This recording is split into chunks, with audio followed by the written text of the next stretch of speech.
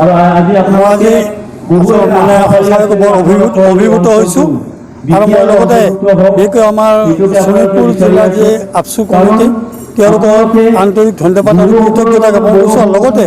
আমাৰ এই অঞ্চলৰ যিসকল ৰাইজে আজি আমাক যিধৰণে আদৰণি জনালে তাৰ কাৰণে মই অত্যন্ত সুখী আৰু মই ভাবোঁ যে এনেকুৱা ধৰণে যদি ৰাইজৰ আমি সহায় আৰু সহযোগিতা পাম তেতিয়াহ'লে আমাক চৰকাৰে যিখন আয়োগ গঠন কৰিছে সেই আয়োগে আমি কাম কাজ কৰাৰ ক্ষেত্ৰত আমি নিশ্চয় যথেষ্ট ৰাইজৰ সহযোগত আগবাঢ়িব পাৰিম। মোৰ বক্তব্য ইতিমধ্যে চৰকাৰৰ তৰফৰ পৰা আমাৰ যিখন আয়োগ এই আয়োগখন ইতিমধ্যে আমাৰ নটিফিকেশ্যনৰ জৰিয়তে আয়োগৰ নামবিলাক ইতিমধ্যে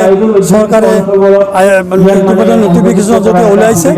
কিন্তু বৰ্তমানলৈকে আয়োগৰ কাম কাজৰ ক্ষেত্ৰত বা নীতি নিৰ্দেশনাৰ ক্ষেত্ৰত এতিয়ালৈকে তেনেধৰণৰ আমাৰ কোনো আয়োগৰ সভা হোৱা নাই। কিন্তু মই ভাবোঁ যে আয়োগৰ নিশ্চয় সভা অনুষ্ঠিত হ'ব আৰু সভাৰ জৰিয়তে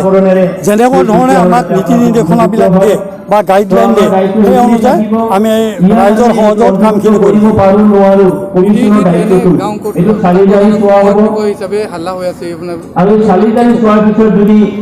BTDৰ মানে আজি নহয় বা আৰম্ভণিৰ পৰা বিভিন্ন গাঁও কিছুমান গাঁও সীমামূৰীয়া গাঁও তেওঁলোকে BTDৰ পৰা ওলাই যোৱাৰ কাৰণে তেওঁলোকে বহুত তেনেকুৱা আন্দোলনো কৰি আছে আৰু আনফালে তেওঁলোকে ন্যায়ালয়ৰো দ্বাৰস্থ হৈছিল।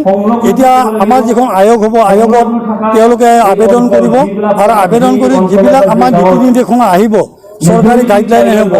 তাৰ ভিতৰত যদি পৰে আবেদন কৰা হ'ল তেতিয়াহ'লে তেওঁলোকক আহি কৰ্তন কৰাৰ ক্ষেত্ৰত আমি নিশ্চয় আয়োগে আমি সিদ্ধান্ত ল'ব পাৰিম।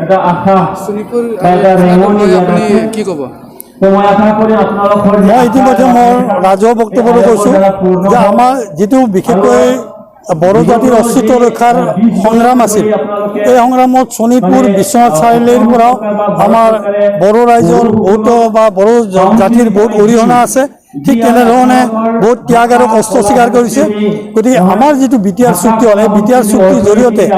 যিটো আমাৰ কছাৰী স্বায়ত্তশাসিত ডেভেলপমেণ্ট